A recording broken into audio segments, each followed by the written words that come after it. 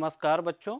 जैसा कि हमने पिछली कक्षा में पढ़ा था, पाठ 16 क्षेत्रमिति भाग 1 में घन, घनाभ और प्रिज्म पिरामिड के फलक, शीर्ष और फलकों की संख्या और किनारों की संख्या हमने ज्ञात की थी। आज हम इस कक्षा में घनाभ और घन के आयतन की अवधारणा एवं सूत्र की सहायता से हम किस प्रकार से आयतन को ज्ञात करते हैं के बारे में पढ़ेंगे। जैसा कि हमने पिछली कक्षा में एक घन देखा था और घन के बारे में हमने देखा था कि इसमें शीर्ष, फलक और किनारों की संख्या कितनी होती है। यहाँ पर आप देख सकते हैं घन में शीर्षों की संख्या 8 थी, फलकों की संख्या 6 और घन में किनारों की संख्या 12 थी, जो कि हमने इसकी मदद से ज्ञात की थी। आपको याद होगा पिछली कक्षा में हमने देखा था कि ये एक घन है और घन के किनारों की संख्या, फलकों की संख्या एवं शीर्षों की संख्या हमने इसकी मदद से ज्ञात की थी। और आपको प्रोजेक्ट कार्य में, परियोजना कार्य में घर के लिए कार्य दिया गया था। निश्चित ही आप लोगों ने सभी ने अपने घर में वह गृह कार्य पूर्ण किया होगा, जिसमें आपने घनों की संख्या, फलकों की संख्या और किनारों की संख्या अलग अलग ज्ञात करके अपनी कॉपी में लिखा होगा। आपको बताया भी गया था कि आप अपने विद्यालय में जब भी खेलते हैं लूडो वगैरह, उसमें जो पासा होता है वह घन की आकृति का होता है, जिसमें शीर्षों की संख्या, फलकों की संख्या और किनारों की संख्या इसी प्रकार 8, 6 और 12 होती है। इसी प्रकार से हमने घनाभ के बारे में देखा था, जिसमें हमने पाया था कि घनाभ में भी शीर्षों की संख्या, फलकों की संख्या और किनारों की संख्या घन के बराबर ही होती है। और एक मुख्य बात आपको बताई गई थी जिसको आपको याद रखना था कि इन दोनों में मुख्य अंतर क्या होता है। आपने देखा था कि वहाँ पर बताया गया था कि घन में लंबाई, चौड़ाई और ऊंचाई तीनों मापें बराबर होती हैं, जबकि घनाभ में लंबाई, चौड़ाई और ऊंचाई तीनों मापें अलग अलग होती हैं। इसी प्रकार हमने प्रिज्म के बारे में भी पिछली कक्षा में चर्चा की थी, जिसमें हमने देखा था कि प्रिज्म में शीर्षों की संख्या 6, फलकों की संख्या 5 और किनारों की संख्या 9 होती है। इसी में हमने प्रिज्म का उदाहरण देखा था। इसके बाद हमने पिरामिड के बारे में चर्चा की थी, जिसमें हमने देखा था कि पिरामिड में शीर्षों की संख्या 5, फलकों की संख्या 5 और किनारों की संख्या 8 होती है। क्या आपको याद है कि पिछली बार हमने चर्चा की थी कि पिरामिड के आकृति का आपके आसपास कौन कौन सी आकृतियां आप देखते हैं। एक तो आपने भिंडी यहाँ पे देख ही लिया है, जो पिरामिड के आकार से मिलती जुलती है, और दूसरी आकृति आपको याद है जिसमें हमने चर्चा की थी कि आपके आसपास मोबाइल टावर या बिजली वाले जो टावर लगे होते हैं खेत खलिहानों में या कहीं आसपास, तो वो भी एक पिरामिड के आकृति के होते हैं। और हमने चर्चा की थी कि घन, घनाभ, प्रिज्म और पिरामिड के फलक, शीर्ष और कोरों में क्या संबंध होता है। उस संबंध को हम एक बार फिर से देख लेते हैं। इस प्रकार से हमने एक सारणी बनाई थी, जिस सारणी में हमने देखा था कि शीर्षों की संख्या और फलकों की संख्या और कोरों की संख्या में जो संबंध है वह v+f = e+2 के बराबर होता है, जिसको हम आयलर का सूत्र कहते हैं। और उसकी हमने जांच भी की थी और आपको परियोजना कार्य में दिया गया था, जिसको निश्चित रूप से ही आपने अपने घर में जांच की होगी और पाया होगा कि वह सूत्र एकदम सही है, जिसको हम v+f = e+2 के रूप में लिखते हैं। आइए अब हम आज आगे बात करते हैं आयतन। आयतन की अवधारणा से आप क्या समझते हैं? अगर हम देखें कि कोई भी पदार्थ होता है वह कुछ न कुछ स्थान घेरता है।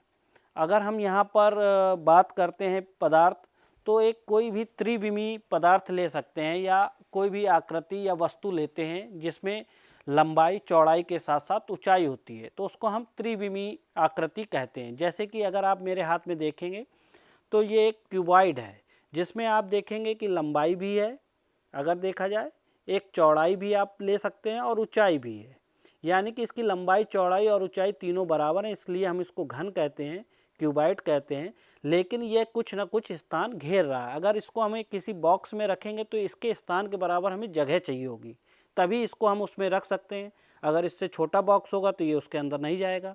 तो इससे हमें मालूम है कि कोई भी आकृति है जो त्रिविमीय है तो वो कुछ न कुछ स्थान घेरती है। उस स्थान की मात्रा को ही हम उस वस्तु का आयतन कहते हैं। जैसे कि अगर हम एक विमीय आकृतियों की बात करें तो आपने देखा होगा कि रेखा होती है या कोई एक पटरी लेके आप कोई एक लाइन खींच देते हैं तो क्या वो कोई स्थान घेरती है? क्योंकि उसमें केवल लंबाई होती है, चौड़ाई नहीं होती और ऊंचाई नहीं होती, उसको हम एक विमीय आकृति कहते हैं। उसी प्रकार द्विविमीय आकृतियाँ क्या होती हैं? जैसे कि आप अपनी कॉपी में एक त्रिभुज बना देते हैं, एक आयत बना देते हैं या एक वर्ग बना देते हैं, तो उसमें क्या होता है, उसमें ऊंचाई नहीं होती, लंबाई और चौड़ाई तो मिलती है आपको लेकिन ऊंचाई नहीं होती है, जिस कारण उसका हम आयतन नहीं निकालते हैं, हम केवल उसका क्षेत्रफल ज्ञात कर सकते हैं। यहाँ पर हम त्रिविमीय आकृतियों की बात कर रहे हैं जिसमें लंबाई चौड़ाई के साथ साथ ऊंचाई होती है जो कि एक निश्चित स्थान घेरती हैं। इसी प्रकार किसी वस्तु के द्वारा घेरे गए कुल स्थान की माप जिस भौतिक राशि के द्वारा ज्ञात की जाती है या दी जाती है या प्रदर्शित की जाती है उसे ही उस वस्तु का आयतन कहते हैं। और अगर इसी को हम द्रव पदार्थों के संदर्भ में बात करें तो आपने देखा होगा कि किसी बर्तन में या आपने देखा होगा गिलास में आप पानी पीते हैं तो अगर एक गिलास में जितनी मात्रा तक पानी हम भर सकते हैं या उसको वो धारण कर सकता है तो द्रव पदार्थों के लिए आयतन को ही हम धारता कहते हैं। और वैसे ये एक आयतन ही है, उस वस्तु का आयतन ही कहलाता है, लेकिन जब भी हम द्रव पदार्थों का यूज़ करते हैं तो वहाँ पर आयतन यूज़ ना करके हम उसको धारता बोलते हैं। धारता का तात्पर्य है कि जिस मात्रा को वो धारण कर सके, वह पात्र धारण कर पाता है, उसको उस वस्तु की धारता बोलते हैं।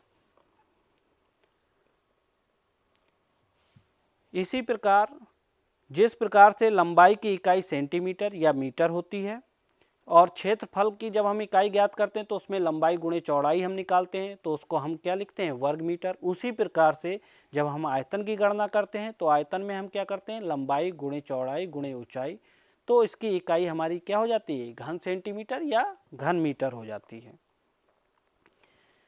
अगर हमें इसी को निकालना हो तो हम अगर एक घन सेंटीमीटर की व्याख्या करें तो उसको हम किस प्रकार से बता सकते हैं कि अगर हम एक क्यूब लें, एक टुकड़ा लें क्यूब जिसकी लंबाई चौड़ाई और ऊंचाई प्रत्येक भुजा की माप 1 सेंटीमीटर हो, यानी कि एक इकाई का सिंगल इकाई अगर हम जिसको बोलते हैं, एक इकाई का हम क्यूब या घन लेते हैं तो उसका अगर हम आयतन की गणना करेंगे तो उसको हम क्या बोलेंगे, 1 गुणे 1 गुणे 1, यानी कि लंबाई गुणे ऊंचाई गुणे चौड़ाई, या इसी को ये भी बोल सकते हैं लंबाई गुणे चौड़ाई गुणे ऊंचाई, जिसे हम लिखेंगे 1 सेंटीमीटर गुणे 1 सेंटीमीटर गुणे 1 सेंटीमीटर, यानी कि 1 घन सेंटीमीटर। इस प्रकार से हम इसकी इकाई को बता सकते हैं। अर्थात 1 घन सेंटीमीटर आयतन ऐसे घन का आयतन होता है जिसकी प्रत्येक कोर की लंबाई 1 सेंटीमीटर होती है, जैसा कि अभी हमने यहाँ पे देखा। अब इसी में 1 घन मीटर आयतन का अर्थ क्या है, इसको हम किस प्रकार से स्पष्ट करेंगे। आप देख सकते हैं 1 घन मीटर बराबर हमने लिखा है 1 मीटर गुणे 1 मीटर गुणे 1 मीटर, जिसको हम लिख सकते हैं लंबाई गुणे चौड़ाई गुणे ऊंचाई। 1 मीटर हम जानते हैं कि 100 सेंटीमीटर के बराबर होता है, यानी कि 100 सेंटीमीटर गुणे 100 सेंटीमीटर गुणे 100 सेंटीमीटर हम इसको बोल सकते हैं। अगर हम इसका गुणा करेंगे तो 1 के आगे 6 जीरो आ जाएंगे, 2 2 4 2 6 और घन सेंटीमीटर, जिसको हम 10 की घात 6 या 10 टू पावर 6 घन सेंटीमीटर बोलते हैं। घन सेंटीमीटर को हम सेमी क्यूब भी लिखा जाता है और इसी प्रकार अगर घन मीटर है तो हम उसको मीटर क्यूब से भी लिख सकते हैं। घन एवं घनाभ के आयतन की गणना करना सूत्र की सहायता से। आइए अब हम इसको एक करके देखते हैं। यहाँ पर अगर आप देखेंगे तो हमने एक साबुन की टिकिया ली हुई है जिसकी लंबाई 8 सेंटीमीटर है, चौड़ाई 4 सेंटीमीटर है और उसकी ऊंचाई 2 सेंटीमीटर है, जैसा कि आप चित्र में देख पा रहे हैं। अगर हम इस साबुन की टिकिया को इसकी ऊंचाई के अनुदिश 2 समान भागों में काट देते हैं, यानी कि 1-1 सेंटीमीटर की ऊंचाई लेकर हम 2 भागों में इसको काट देते हैं, जो कि आपको इस प्रकार से दिखेगी। इसका एक भाग हमको दिख रहा है जिसमें आप देख पा रहे होंगे कि इसकी लंबाई 8 सेंटीमीटर हो गई और चौड़ाई 4 सेंटीमीटर और ऊंचाई 1 सेंटीमीटर, क्योंकि हमने इसको 2 बराबर भागों में ऊंचाई के अनुदिश काट लिया है। यहाँ पर हमको अब साबुन की एक पट्टी दिख रही है। अब इस साबुन की पट्टी को इस प्रकार से हमने काटा था, जो कि अभी हम बता रहे थे। अब इसमें जब हमको एक पट्टी मिल जाती है जिसकी लंबाई 8 सेंटीमीटर है, चौड़ाई 4 सेंटीमीटर और ऊंचाई 1 सेंटीमीटर दिख रही है, अगर हम इसको भी 1-1 सेंटीमीटर के घन के रूप में काट लें अलग अलग, तो हम यहाँ पे देखेंगे कि चौड़ाई के अनुदिश हमको इसके 4 भाग करने होंगे और लंबाई के अनुदिश हमको 8 भाग करने होंगे। जब हम 8 भाग कर देंगे तो ये 1 सेंटीमीटर 1 सेंटीमीटर 1 सेंटीमीटर 1 सेंटीमीटर की 8 टुकड़े हो जाएंगे। और जब हम चौड़ाई के अनुदिश इसको 1 सेंटीमीटर के हिसाब से 4 भागों में काट देंगे तो ये भी 1 सेंटीमीटर 1 सेंटीमीटर 1 सेंटीमीटर 1 सेंटीमीटर इस प्रकार से 4 भाग हो जाएंगे। तो हम इसको अब देखते हैं कि ये कुल कितने हमको टुकड़े प्राप्त होते हैं। तो हमने यहाँ पर लिखा है कि कुल टुकड़े हमको घन के रूप में जो हैं 32 प्राप्त होंगे। इसको हम देखते हैं एक एक करके। इस प्रकार से जब हम इसको काटेंगे तो इस प्रकार से हमारे टुकड़े आपको दिखेंगे। इनको हम गिन लेते हैं। यहाँ पर आपने देखा कि हमने यहाँ पर 16 टुकड़े ये हो गए अलग, और ये ऊपर भी आपके जाएंगे। इस प्रकार से आप इनको गिनकर देख सकते हैं कि यह कुल एक पट्टी को काटने पर हमें 32 टुकड़े प्राप्त होते हैं, यानी कि 16 और 16 32 टुकड़े। अगर आप इसको गिनेंगे तो ये 8, ये 8, ये 8 और ये 8, कुल 8 चौको 32 टुकड़े हो गए हैं। अब हमारे पास साबुन की टिकिया की कुल 2 पट्टियाँ थी। हमने अभी एक पट्टी का देखा था कि एक पट्टी में हमको कुल 32 टुकड़े मिले हैं। तो इस प्रकार से हम अगर साबुन का आयतन ज्ञात करना चाहेंगे तो हम क्या करेंगे, साबुन का आयतन बराबर 2 गुणे साबुन की एक पट्टी का आयतन, यानी कि हम इसको क्या लिख सकते हैं, 2 गुणे 32 घन सेंटीमीटर। अब 2 गुणे हम 32 जब करेंगे तो हमको 32 को भी हम गुणनखंड की विधि से लिख सकते हैं 4 गुणे 8, जो कि 32 के बराबर है, यानी कि 2 गुणे 4 गुणे 8 घन सेंटीमीटर। इसी को हम दोबारा से अरेंज करके लिखते हैं तो हम इस प्रकार से भी लिख सकते हैं 8 गुणे 4 गुणे 2 घन सेंटीमीटर, क्योंकि इससे इसके मान में कोई परिवर्तन नहीं होगा। अब अगर हम इसको ध्यान से देखें तो 8 हमारी लंबाई थी, 4 हमारी चौड़ाई थी और 2 हमारी ऊंचाई थी। इस प्रकार से हम इसको लिख सकते हैं लंबाई गुणे चौड़ाई गुणे ऊंचाई। इस प्रकार हमने देखा कि घनाभ के आयतन का जो सूत्र है वह है लंबाई गुणे चौड़ाई गुणे ऊंचाई, और घन इकाई जो भी इसकी इकाई होगी वो घन के साथ लिख दी जाएगी। अगर हम लंबाई को L से, चौड़ाई को B से और ऊंचाई को S से डिनोट करते हैं तो हम देखते हैं कि इसको हम शॉर्टकट रूप में या छोटे संक्षिप्त रूप में हम लिख सकते हैं L गुणे B गुणे H, जहाँ पर L हमारी लंबाई है, B हमारी चौड़ाई है और H हमारी ऊंचाई है। अतः लिए गए साबुन का आयतन 8 गुणे 4 गुणे 2 घन सेंटीमीटर, जो कि 64 घन सेंटीमीटर के बराबर है। घन के आयतन के बारे में हम देखते हैं। हम जानते हैं कि घन की सभी भुजाएं बराबर होती हैं, इसलिए यदि घन की भुजा a सेंटीमीटर है तो उसका आयतन हम किस प्रकार से निकाल सकते हैं। जैसा कि आप चित्र में देख पा रहे हैं कि एक ये घन प्रदर्शित हो रहा है जिसमें आपको प्रत्येक भुजा a सेंटीमीटर के बराबर दिख रही है, जिसमें लंबाई चौड़ाई और ऊंचाई a सेंटीमीटर है। हमने घन के आयतन का सूत्र देखा है लंबाई गुणे चौड़ाई गुणे ऊंचाई। तो हम यहाँ पे देखेंगे a सेंटीमीटर गुणे a सेंटीमीटर गुणे a सेंटीमीटर,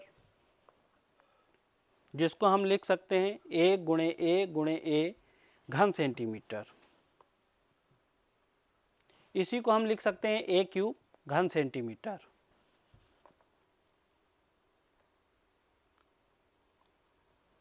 एक घनाभ का हम आयतन ज्ञात करते हैं जिसकी लंबाई 5.5 सेंटीमीटर, चौड़ाई 3.5 सेंटीमीटर और ऊंचाई 4 सेंटीमीटर है।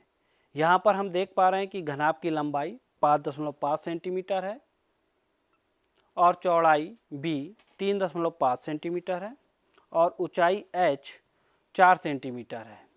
तो हमें घनाभ का आयतन ज्ञात करने का सूत्र ज्ञात है कि L गुणे B गुणे H होता है, जिसमें हम अब इनके मानों को रखेंगे तो ये हमें प्राप्त होगा 5.5 गुणे 3.5 गुणे 4.0 घन सेंटीमीटर। अब हम इन तीनों का जब गुणा करते हैं तो हमको उत्तर प्राप्त होता है 77 घन सेंटीमीटर। इस प्रकार से हम घनाभ के आयतन की गणना कर लेते हैं। अब हम एक उदाहरण और लेते हैं। आपने देखा होगा आपके घरों में जब भी आप नए जूते लाते हैं तो उसके साथ एक बॉक्स मिलता है जिसमें आपके जूते रखे होते हैं। अगर हम उस जूते के डिब्बे को लें और उसकी लंबाई, चौड़ाई और ऊंचाई को नापें तो यहाँ पे हम देख पा रहे हैं कि इस जूते के डिब्बे की लंबाई 20 सेंटीमीटर, चौड़ाई 10 सेंटीमीटर और जूते के डिब्बे की ऊंचाई 8 सेंटीमीटर है। तो हम जूते के डिब्बे का आयतन ज्ञात करेंगे। चूँकि जूते के डिब्बे की लंबाई, चौड़ाई और ऊंचाई तीनों अलग अलग हैं, अतः हम इसको घनाभाकार आकृति कहेंगे। ये आप देख ही चुके हैं, पहले भी हमने बोला था कि जब भी लंबाई, चौड़ाई और ऊंचाई अलग अलग माप के होते हैं उसको हम घनाभाकार आकृति बोलते हैं। और अगर ये तीनों बराबर होते तो उसको हम क्या बोलते हैं, आप बताएं? घन। बिल्कुल सही आपने बोला। तो यहाँ पे हम देखेंगे डिब्बे का आयतन जब हम निकालेंगे तो लंबाई गुणे चौड़ाई गुणे ऊंचाई करेंगे, जिसमें हमारा 20 सेंटीमीटर गुणे 10 सेंटीमीटर गुणे 8 सेंटीमीटर होगा, जो कि हमारा 1600 घन सेंटीमीटर के बराबर आपको प्राप्त होगा। इसी प्रकार अगर हम एक लूडो का पासा लें जिससे आप लोग खेलते हैं और उस लूडो की पासे की लंबाई अगर हमने देखा कि 2 सेंटीमीटर, चौड़ाई 2 सेंटीमीटर और ऊंचाई 2 सेंटीमीटर है, तो उसका आयतन हम किस प्रकार से निकालेंगे? उसका आयतन निकालने के लिए हम क्या करेंगे, लूडो के पासे का आयतन बराबर क्या होगा, लंबाई गुणे चौड़ाई गुणे ऊंचाई। तो उसमें हम जब मान रखेंगे उसका 2 सेंटीमीटर गुणे 2 सेंटीमीटर गुणे 2 सेंटीमीटर, ये किसके बराबर होगा, हमारा 8 घन सेंटीमीटर। अतः लूडो के पासे का आयतन 8 घन सेंटीमीटर होगा। इसी में अभ्यास प्रश्न के लिए इसको इस प्रकार से भी दिया जा सकता है कि जैसे अभी हमने घन की तीनों भुजाओं की माप दे दी थी, लेकिन वो ये भी बोल सकते हैं कि उस घन का आयतन ज्ञात करिए जिसकी एक भुजा 6 सेंटीमीटर है। तो हम जानते हैं कि घन की तीनों भुजाओं की मापें बराबर होती हैं। तो हम यहाँ पर घन के आयतन की जब गणना करेंगे तो लंबाई गुणे चौड़ाई गुणे ऊंचाई करेंगे, जिसमें हम क्या लिख सकते हैं उसको, भुजा गुणे भुजा गुणे भुजा, यानी कि तीनों भुजाएं बराबर हैं। तो 6 सेंटीमीटर गुणे 6 सेंटीमीटर गुणे 6 सेंटीमीटर बराबर 216 घन सेंटीमीटर। इस प्रकार से हम, इसी प्रकार से अगर इसको हमने अभी घन सेंटीमीटर में देखा था, अगर इसकी इकाई हम बदल देते हैं, सेंटीमीटर की जगह मीटर कर देते हैं, तो मीटर में हम किस प्रकार से करेंगे, घन की प्रत्येक कोर की लंबाई हो गई 6 मीटर, घन का आयतन हम निकालेंगे 1 क्यूब घन मीटर की सहायता से। तो हम यहाँ पर लिखेंगे 6 क्यूब घन मीटर और इसका उत्तर क्या हो जाएगा, 216 घन मीटर। यहाँ पर इकाई केवल बदल जाएगी क्योंकि हमने यहाँ पर इकाई बदली है। इस भाग में हमने क्या क्या सीखा है कि किसी वस्तु द्वारा घेरे गए कुल स्थान की माप को हम उस वस्तु का आयतन कहते हैं और आयतन का मात्रक जो है वो घन सेंटीमीटर, घन मीटर आदि का हम प्रयोग करते हैं। घनाभ के आयतन का सूत्र हमने देखा, लंबाई गुणे चौड़ाई गुणे ऊंचाई, जिसको हम L गुणे B गुणे H घन इकाई, जहाँ L हमारी लंबाई है, B हमारी चौड़ाई है और H हमारी ऊंचाई है। इसी प्रकार हमने घन के आयतन का सूत्र देखा, भुजा गुणे भुजा, जिसको हमने A क्यूब लिखा था और साथ में उसकी इकाई यानी कि घन इकाई। यहाँ पर एक घन के एक कोर और भुजा की लंबाई है। अब हम परियोजना कार्य में आपके लिए एक कार्य है, यानी कि आपका ये प्रोजेक्ट है जिसको आप अपने घर में बनाएंगे या करेंगे। एक घनाभ के आकार का चाय का डिब्बा लीजिएगा और उस डिब्बे की मान लीजिए लंबाई 15 सेंटीमीटर, चौड़ाई 9 सेंटीमीटर और ऊंचाई 6 सेंटीमीटर है। तो उसके आयतन की गणना आपको इस सूत्र की सहायता से ज्ञात करना है। गृह कार्य में आप अपनी पाठ्य पुस्तक के पृष्ठ संख्या 321 एवं 325 पर दिए गए सभी प्रश्नों को हल करेंगे और मैं आशा करता हूं कि आप सभी इस पाठ के द्वारा घन और घनाभ के आयतन की गणना कर लेंगे और भली भांति आप सीख चुके हैं। इसके पहले आपने घन, घनाभ, प्रिज्म, पिरामिड की कोरों की संख्या, अर्थात शीर्षों की संख्या, फलकों की संख्या और किनारों की संख्या ज्ञात की थी। और इस भाग में हमने उनके घन और घनाभ के आयतन की गणना करना सीखा। और इसी के साथ मैं आपसे विदा लेता हूँ। धन्यवाद।